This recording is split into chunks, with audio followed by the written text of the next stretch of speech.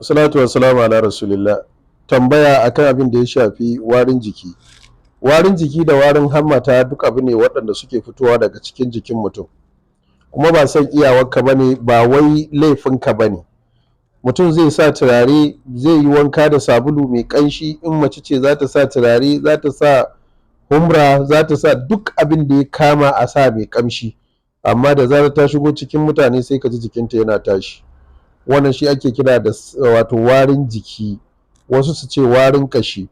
Akwai kuma da hamatar su ce take irin wannan, iya jikin bai yi amma hamatar daga mutum ya shigo cikin rana ya fita sai ka ji irin wannan tashi, wanda shi kanshi sai abin ya dan dame shi. So wannan shine abin da za a bayar yanzu a amfani da shi ga masu fama da warin kashi da warin hamata. Insha Allahu rabbi duk inda kuka yi wannan tsawon wata ɗaya kuna yi, za a nemi wannan warin ƙashi ko warin hammata gaba ɗaya insha Allahu a rasa. Abubuwa rak wanda ake ta gaya muku kullum, kuma kullum ga suna a cikin gidajenku kuna amfani da su. Na farko akwai black seed oil, shine habbatus sauda, man habbatus sauda. Amma kullum muna magana idan za a yi amfani da man habbatus sauda, a yi ƙoƙari a yi amfani da na waje, ɗan misira ko ɗan turkey ko ɗan algeria ko kamfanin himani. Ga sunan kala-kala, akwai na saudiya ma yanzu. Dukka ga sunan mayuka ne na habbatus sauda wanda mun san amfaninsu kuma mun san darajarsu da falalarsu.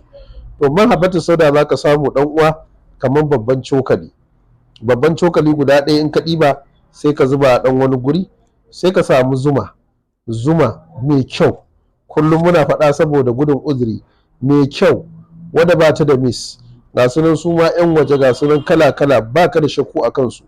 Sai ka ɗauki cokali 3 sai ka haɗa da wannan man habbatus sauda cokali 1 babba sai ka yamutsa.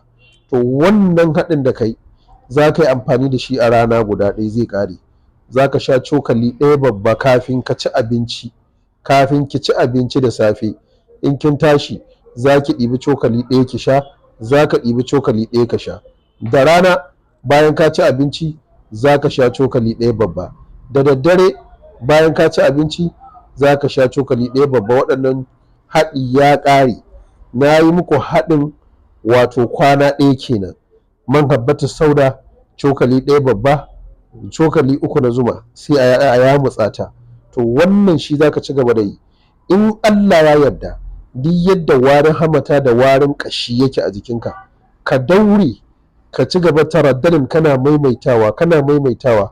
In Allah ya yarda sai ka nemi wannan warin ƙashi da wannan warin jiki da wannan warin hamata ya kau. Kamar yadda kuka buƙaci a yi bayani a takaice, to ga amsar tambayar nan. Allah ya sa mu dace, Allah kuma ya warkar da mu.